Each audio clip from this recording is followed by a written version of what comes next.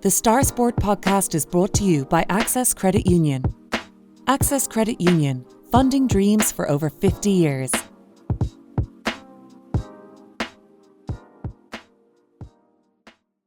Close your eyes and pull like a dog. And a new Irish record for Phil Healy, 22.99.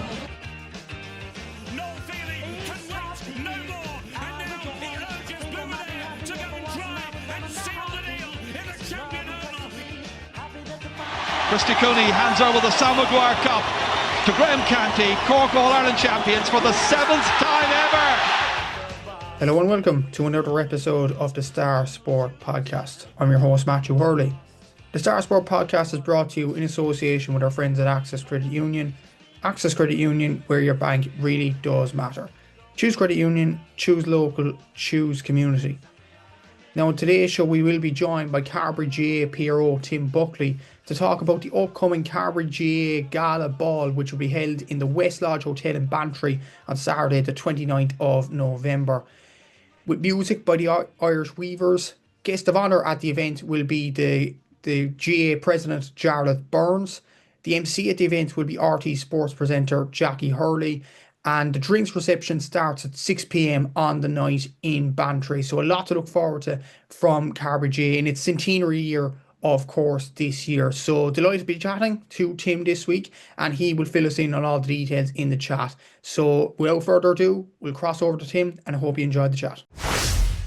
So delighted to be joined on the podcast this week by Carbery GAA PRO Tim Buckley to discuss the upcoming Carbery GAA Gala event on November 29th in the Westlodge Hotel in Bantry on Saturday, November 29th. I suppose, Tim, you were on the podcast already this year talking about the centenary of Carbery GAA. I suppose you could argue it has gone successfully enough for Carbery GAA. Absolutely, Metro. Yeah, again, a huge year for the division. 100 years, is a long time, and the amount of history and the amount of stories from that period of time, and it gave us a great opportunity to remember all that throughout the last 12 months. I can't believe it's November already. It's amazing how time flies, isn't it? To be honest, at the start of the year we were talking about, I suppose, what the plans were for the centenary year, and now it's all past.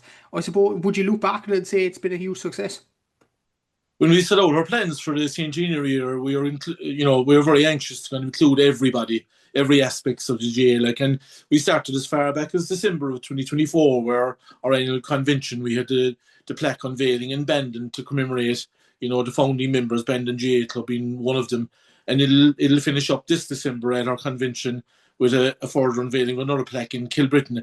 And in between, all along, we've included every man, woman and child and club in this division in our celebrations throughout the last 12 months. And I suppose it has been a success, judged by that. And looking ahead, obviously, to November 29th, it promises to be a great evening, obviously. Can you explain to our listeners and viewers what to expect on the night on November 29th? Yeah, we've prepared an occasion that's befitting of the centenary celebrations. It's a black tie affair, a gala ball down in the superbly appointed Westlodge Hotel. Our guest of honour on the night, I'm delighted to say, will be none other than GAA President Mr. Jarlath Burns. Our MC for the night will be none other than the noteworthy Miss Jackie Hurley from RT fame, and she'll be there on the night conducting affairs. And we'll have a generous spread of people from all over the division. So it sounds absolutely brilliant. And you mentioned, obviously, the special guest on the night, Jarlath Burns. What a guest to get. Obviously, GAA President at the moment, speaks so well in terms of match speeches and things like that over the last couple of years. So a great guest to get done.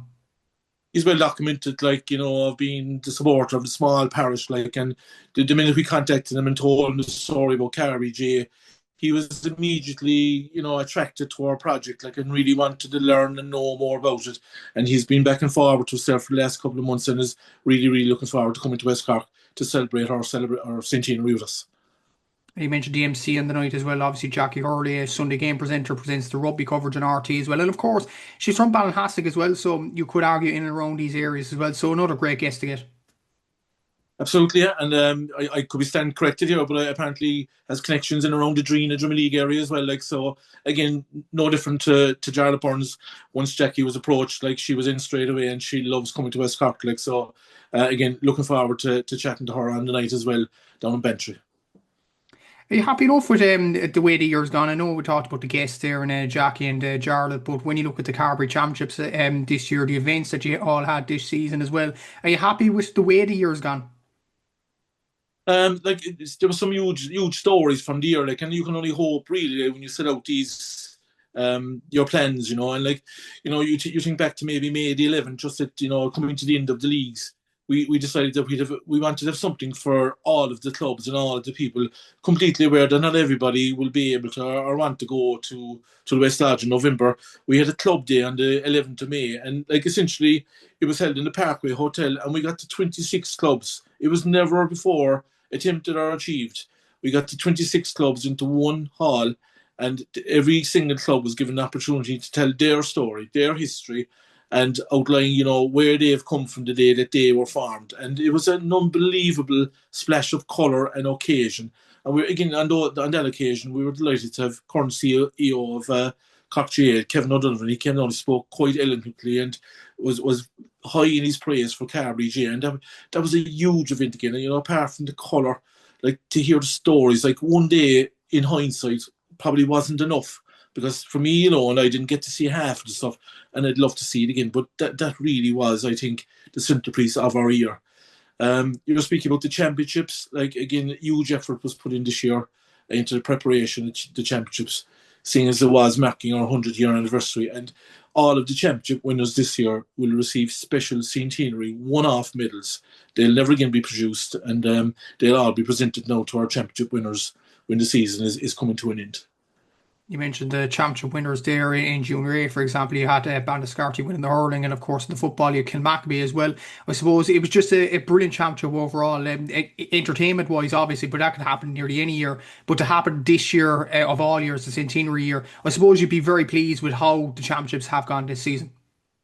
Yeah, I think slowly but surely, like, we as the GAA, like, we're becoming a bit more accustomed now to the split season, and it is still taking a little bit of getting used to, but I mean, like, the intensity that's there in the championship, because unrivaled. I've never seen the like of it, like, and the quality in the finals and even in the latter stages of the competitions.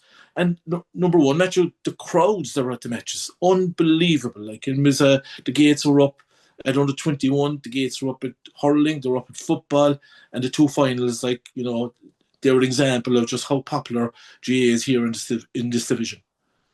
I suppose the venues to host the finals as well. I remember one weekend, obviously, with the Carbery hurling final was held in Kilbrittain, and it was a poignant kind of occasion. Obviously Kilbrittain won the county championship on Friday night as well, so it was a great weekend for the club. But I suppose you'd be thankful with the clubs that have hosted the finals across the division too. Absolutely, and just to concentrate on Kilbrittain, like, I mean, you couldn't have planned it any better. Like, it was O'Sheen's birthday on the Friday night. Kilbrittain played the county final on the Friday night. We went down to Kilbrittain to host our Junior A final down there to host, and host they did. And like, there was a very special feeling, and as you say, poignant, of course it was. Like, but like, the decision was vilified really by the fact that it was like a carnival weekend in Kilbrittain, and it just came together so well. And then, like, if you flip over to the football side, O'Donovan Rasta hosted that. You can Kilmacabea and St Mary's, two of the kingpins, I suppose, couldn't have worked out better from a neutral's point of view, where you had two of the kingpins of West Cork football going head to head in our centenary final, and both those teams did not disappoint on the day. Brilliant championships, and that's just the top tier. That is exactly, and I suppose there was the other tiers, obviously the Junior B, Junior C and all them, and of course the under-21 championships were really good. Obviously the hurling is ongoing at the moment. You've Ibane, you've Newstown and Bandon in that competition, Ibane winning the football as well, and they're obviously in a county final as well this weekend too, so a lot of action across the division. Yeah, again, like, I referred a while ago to us getting used to the split season, and there is a bedding in process, and I think that we're in the middle of that.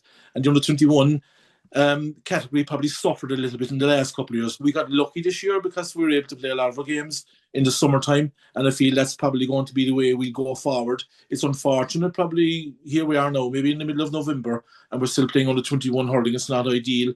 I will hope that maybe in the next season or two that we will end up playing summer hurling for that category, because it is a fantastic age group and a great brand of hurling and football. And just to remark on the competitions this year, like you have Iban coming out in the football, you have the hurling still ongoing, like, but Iban are now in the county under 21A final, which again bears testament to the quality of football here in the division if it's given a chance. So again, like, there's a lot of getting used to here. There's a lot of maybe lifestyle changes that we need to look at, because we're in a new era now and the history has gone behind us. You talked about obviously the gala night and what to expect on that night. It promises to be an excellent evening at the end of November. I suppose in a way as well, it'll bring the curtain down on what has been a memorable year for Carbery GAA. It will, and like again on the night itself, like, I mean, what makes it unique really, is that you're going to have the 26 clubs of the division. We're going to have all of our sponsors there. We're going to have our invited guests from Cork County Board, Munster Council, the local council. As I said, we'll go Mr. Jarlath Burns and Jackie Hurley, So, but on top of that, then, like, you're going to have people that would meet normally at matches or through their association with the GAA. It's going to be a social night out, and I think that's really, really important, and it'll bring the curtain down on our centenary year, like, to celebrate 1925 to 2025. Exactly so, and we're looking forward to a brilliant event at the end of November, obviously. Tim, thanks for your time on the podcast this week, and all the best with the gala night at the end of the month. Thanks, Matthew. The Star Sport podcast is brought to you by Access Credit Union. Access Credit Union, funding dreams for over 50 years.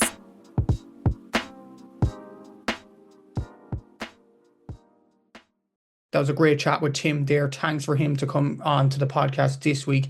And before we look at what's in this Thursday's paper, we have a video that was sent in by Lisheen National School as they cheer on Ilen Rovers in their Intermediate A Football Championship final replay, which will be held in Páirc Uí Chaoimh on Sunday against Ballinora, to wish the Ilen players the best of luck. So without further ado, let's see this video.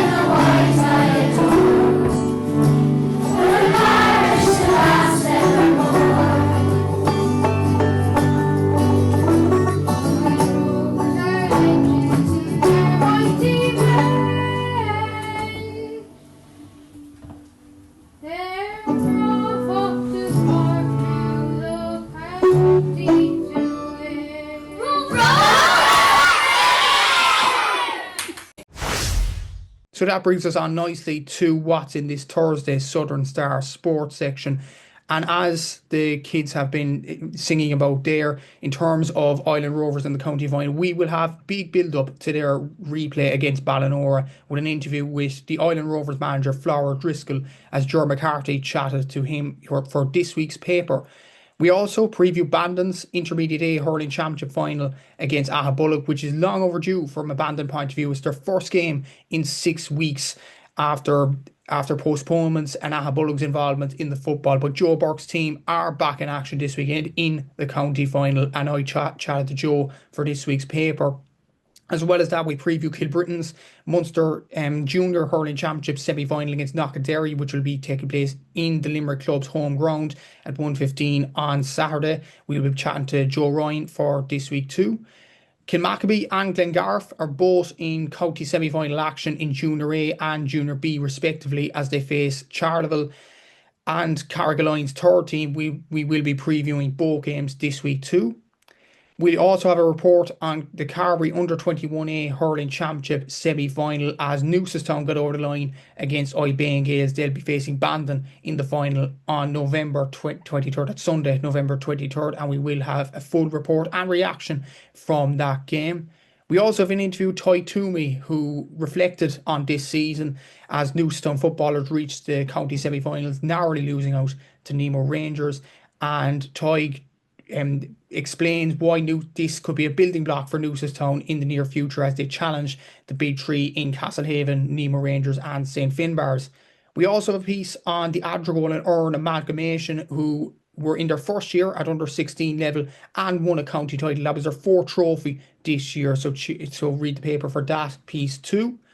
Drina Rangers are officially opening their new AstroTurf pitch this Saturday, and Ger McCarthy caught up with Drina Rangers to discuss the new Astro pitch. We also chat to Clonakilty Rugby Club as they enjoy a great start to the Munster Junior League this year, and I chat to David Jennings, the Clonakilty Rugby captain, about their exploits this season and the hopes they have for the season ahead too. We also have a piece on Jiu-Jitsu and rugby, mixing up obviously with Munster rugby teams travelling down to West Cork to try a bit of Jiu-Jitsu. As well as that, obviously the usual things in terms of motorsport, rope bowling and the John Hayes column are also in this week's edition as well. So buy the paper and subscribe to the e-paper for all that too. And as usual, if you are further afield or can't make it to the shops, you could subscribe to the Southern Star e-paper and get the Southern Star on your laptop, tablet or phone. Just go to www.southernstar.ie/subscribe, enter your details and you'll get an exact replica of the newspaper for less than €2 per week. As always, thanks for listening to the Star Sport Podcast, and thanks again to our sponsors at Access Credit Union. If you've enjoyed this, please remember to rate, review and subscribe to the podcast wherever you get your podcast, and we'll be back again next week. Until then, take care.